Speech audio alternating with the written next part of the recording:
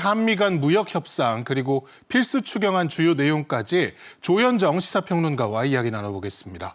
어서 오십시오.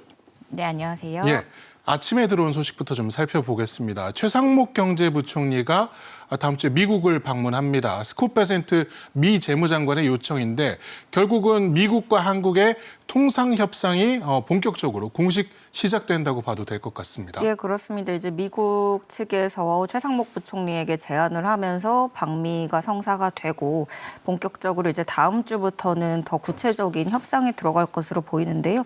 원래 우리 산업부 안덕근 장관이 가기로 돼 있었잖아요. 그래서 이게 그럼 범정부 차원에서 좀 더 큰 규모로 이루어지게 될지 좀 봐야겠고요. 이게 미국이 그 5대 우선 협상국이라고 해서 우리나라 포함해서 제안을 했잖아요.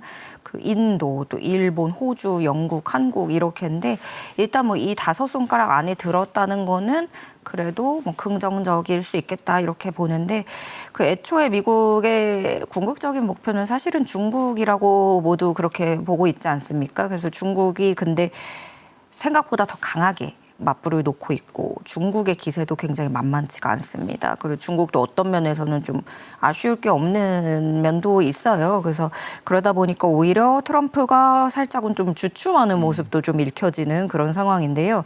어쨌든 미국이 명시한 5개 우선 협상국이 5개 국가들 이 나라 상대로 해서 미국은 뭐 최선의 제안을 가져와 봐라 이렇게 하고 있는데 그럼 우리도 이제 적절한 카드를 꺼내야 될 때인 거고 그러면은 이제 16일에 뭐 일본과 협상이 예고돼 있다고 하는 거 우리나라 이제 다음 주로 가는데 이게 일본이 좀 생각보다 좀 천천히 가겠다라는 입장을 드러내고 있고요. 그래서 우리 정부는 이제 최대한 패키지로 다방면으로 접근해 보려는 것으로 보여요.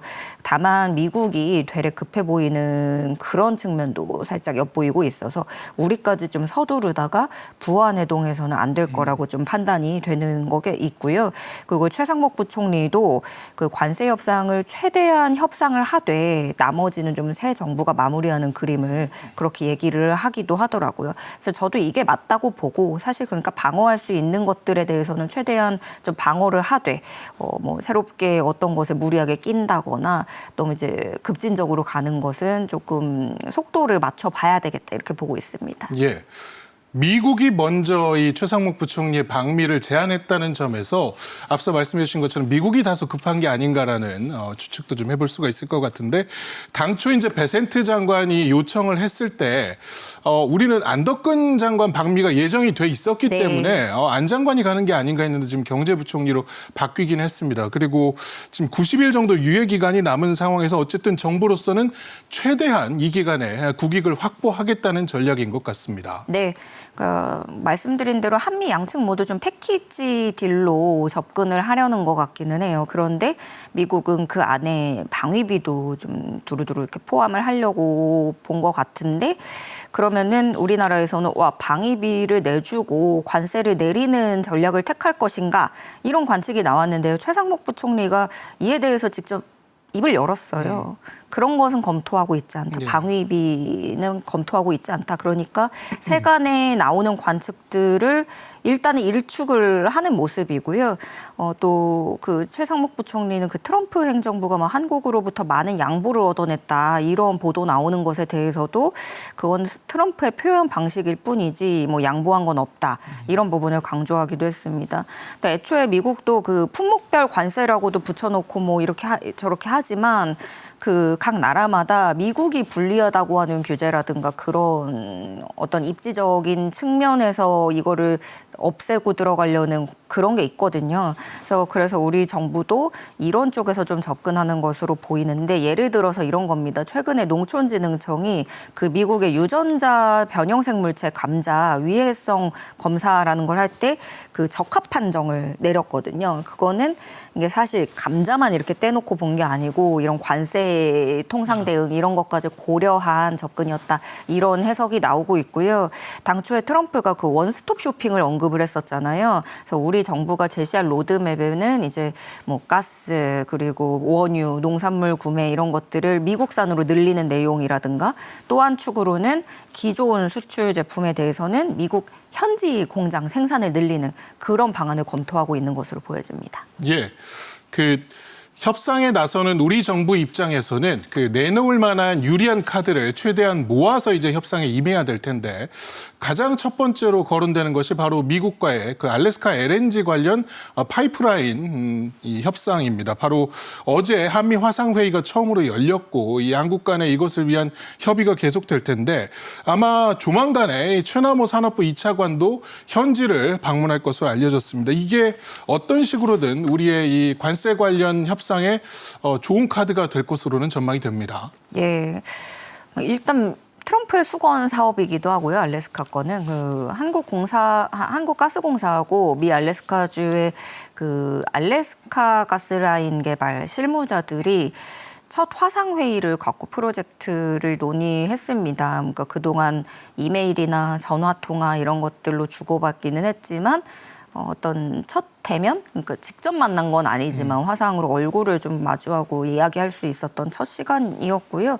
뭐 그렇다고 해서 이날 양쪽의 뭐 정부 관계자들이 온 건 아니고 이 공사에서 관계자들이 참석을 한 건데, 그러니까 그 예전에 한덕수 권한대행의 발언으로 미뤄봐도 그렇고 우리는 세 개 분야로 쪼개서 그러니까 그 액화천연가스 그리고 조선업에서 그렇고 한미 간의 무역 균형 이쪽으로 좀 이렇게 풀어가려고 했던 것으로 보이는데 미국이 원하는 그 알래스카 프로젝트 투자 참여라는 건 우리가 어떻게 가시적으로 좀 검토를 그 구체적으로 한 건 아니거든요. 근데 알래스카 프로젝트야말로 이게 좀 성급히 뛰어들기 어려운 문제입니다. 근데 이미 많이 알려진 대로 그 트럼프의 수건 사업인데 수건 사업이 지금까지 이게 되지 않았던 거는 또 이유가 있는 거거든요. 그 기후 변화 문제도 있고 그리고 전 세계적으로 어떤 그 시민 사회의 그런 뭐 어떤 불만이라든가 항의 이런 문제에 맞닥뜨릴 수도 있고 일단 사업 비용이 너무 막대하고요. 그리고 그 아무리 천문학적인 비용을 투자한다고 해도 그 공사가 잘 진척이 될 환경이 돼야 되는데 그렇지 못한 경우에는 이제 어려움을 겪는 거죠. 그래서 우리 정부도 이게 일단은 직접 참여 방식보다는 거의 가스를 구매하는 방식으로 조금 우회적으로 그런 방안을 검토를 하고 있다는 거예요. 근데 이제 트럼프는 여기에 직접적으로 투자하길 원하겠죠. 그래서 필요시에는 한덕수 대행이 앞으로 트럼프 대통령과도 직접 대화를 좀 해볼 거라고는 하는데 트럼프가 그 한국, 일본, 뭐 인도부터 협상해라 이렇게 지시를 했다고 알려져 있고 그런데 지금 방금도 살짝 말씀드렸지만 일본이 좀 천천히 간다는 분위기예요. 맞아요. 예, 그러니까 이게 급히 서두르지 않는 거고 게다가 우리하고 일본하고 조금 우리가 더 신중해야 된다는 거는 뭐냐면 우리는 지금 정식 정부가 들어서지 않았습니다. 그래서 이게 국민이 선출한 정식 정부가 들어서서 좀 더 장기적인 관점으로 갈 수 있는 건데 그래서 이게 급하게 가면은 어떤 면이 또 있냐면 다른 나라의 전례가 없어지는 거잖아요. 우리가 어떤 첫 타자가 되면 전례 없이 하다 보면은 조금 더 이게 우리가 피해를 볼 수 있다. 그래서 현재로서는 조금 더 신중을 기하는 것이 좋아 보입니다. 예, 시간상으로도 일단 일본을 이번 주에 하고 그리고 다음 주 우리가 협상 대상인 만큼 좀 지켜볼 필요가 있을 것 같고요. 그 사실 미국의 관세 정책이 그야말로 오락가락이라는 표현이 걸맞는 것 같습니다. 일단 그 관세 국경 보호국이 뭐 스마트폰, 전자제품, 메모리칩 등에는 상호 관세 부과 안 하겠다라고 명단을 밝혔었는데 트럼프는 또 아니야 우리 할 거야라면서 품목별 관세로 할 거야라고 했었습니다. 당초 아마 이번 주에 반도체 관련 관세가 발표되지 않을까 했었는데 결론은 다음 주로 미뤄진 것 같습니다. 예, 이게 저도 속보라든가 뉴스를 많이 다루는 사람이기도 한데 미국발 뉴스는 또 새벽에 들어오지 않습니까? 근데 제가 이렇게 말하는 순간에 또 바뀌고 또 바뀌고 이런 상황이에요, 지금. 트럼프가 요 며칠 만에도 입장을 설명해 주신 대로 계속 번복했고 뭐 자동차 철강하고 같이 반도체도 벼르는 것처럼 보이더니 반도체는 또 뭐 잠깐 시간을 주겠다 이러고 상호관세 예고해놓고 90일 유예해 준다고 했다가 그러면서 미국 주식이 엄청 출렁거리고 그런 상황이고요. 트럼프의 표현도 그래요. 나는 관대하다. 이랬다가 누구도 봐주지 않겠다 이랬다가 나는 유연하다 이렇게 하고 근데 이게 자신의 한마디 한마디가 얼마나 큰 영향을 주는지 분명히 알고 있지만 하는 거라고 보는데요. 그래서 말 그대로 세계 질서가 불확실 그 자체가 되고 있는 상황입니다. 미국 행정부에서는 이런 트럼프의 번복이 굉장히 의도된 전략이라고 얘기를 하고 있어요. 또 뭐 어떤 그런 거죠. 관세 인하 요청한 국가들이 우리한테 너무 많은 나라들이 제한을 주고 있는데 이 나라들하고 우리가 협상할 시간이 필요했다. 뭐 이렇게 주장을 하는 게 미국의 이야기고요. 그런데 하도 종잡을 수 없다 보니까 뭐 해석도 여러 가지 붙고 있습니다. 백악관 내부에서도 트럼프 혼자 마음대로 하느라 이견이 있는 거 아니냐, 의견 충돌이 있는 거 아니냐 이런 뭐 관측도 나오고 있는데 사실 지금으로서는 뭐 백악관 내부 사정이 어떤지는 뭐 누구도 정확히는 모르죠. 그런데 그만큼 이게 불확실성이 너무 큰 상황을 방증하는 대목이라고 해석이 되고요. 어쨌든 우리야말로 좀 신중한 모드로 가는 상황이고 이런 장면이야말로 우리가 너무 급하게 접근해서는 안 된다는 걸 보여주는 것 같습니다. 예. 한덕수 대통령 권한대행은 자동차 관세에 대비해서 생산 현장을 방문해 관계자들과 직접 소통을 했는데요. 발언 내용 들어보겠습니다. 기아 오토랜드 광주에서 생산되는 차량의 약 35%가 미국으로 수출되고 있는 것으로 알고 있고 이에 따라서 관세 부과에 따른 영향은 매우 클 것으로 생각이 됩니다. 정부는 지난 4월 9일에 우리 자동차 산업을 포함한 주요 산업에 대한 정책 금융 등 유동성을 지원하고 내수 진작, 투자 환경 개선 등 지원 대책을 조속히 이행하도록 발표한 바가 있습니다. 이를 조속히 이행되도록 최대한 노력을 하겠습니다.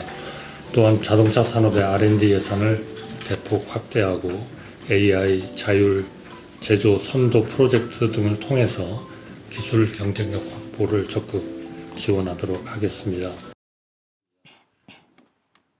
예, 그 자동차가 반도체를 넘어서서 지금 대미 수출 품목 1위입니다. 근데 이미 이제 품목별 관세가 이번 달에 지금 개시가 된 상황이고 25% 정도입니다. 해서 우리 기업들 상당히 타격이 예상되고 정부로서는 어떻게든 피해를 최소화하기에 나서고 있는데 그런 의미에서 아무래도 현장 행보를 이어간 것 같습니다. 네, 그렇습니다. 한덕수 대행이 현장 간담회 그렇게 진행을 하고 앞으로도 업계하고 긴밀히 소통하면서 필요한 대책을 추가적으로 마련하겠다고 약속을 했는데요. 트럼프가 또 하루 만에 그 자동차 부품 관세 면제 가능성을 또 시사를 했습니다. 그 엘살바도르 대통령하고 얘기하는 자리에서 뭐 일부 자동차 회사들이 적응할 수 있도록 돕기 위한 조치를 고려 중이다. 라거나 뭐 그들은 그러니까 미국 자동차 회사들은 캐나다, 멕시코 등에서 생산되던 부품을 미국에서 생산할 예정이라서 시간이 좀 필요하다 이렇게 얘기를 했어요. 그럼 이거는 요것도 좀 유예를 할 수 있다라고 우리가 해석을 할 수 있는 거잖아요. 이렇게 되면은 스마트폰 같은 전자기기 쪽에도 이게 관세 유예 조치도 생각보다 이게 더 길어질 수도 있겠다라는 해석이 나오고 있는 거예요. 그러니까 애플 같은 스마트폰 회사도 그렇고 미국의 자동차 업계도 그렇고 그러니까 대부분 뭐 중국, 애플은 중국에 가 있고 캐나다, 멕시코 이런 데서 생산을 하고 있다 보니까 트럼프도 어쩔 수 없이 이게 자국 회사들의 반박에도 부딪히고 자국 회사들을 보호하려는 그런 것도 있는 거죠. 그래서 최근에 그 미국 자동차 업체들이 이거 백악관 가가지고 엄청나게 로비를 계속 해왔다고 전해지고 있는데 어쨌든 트럼프가 이렇게 말한 직후에 실제로 뭐 포드나 GM 이렇게 미국 자동차 회사들 주가가 일제히 급등하는 모습을 보이기도 했습니다. 그러니까 결국에는 이런 거에 중국을 처음에는 겨냥했는데 그런 관세가 중국이 또 세게 나오고 오히려 좀 자국 기업의 부담으로 이어지면서 스스로 좀 공경에 처하는 측면도 있다 이렇게 볼 수 있겠습니다. 예.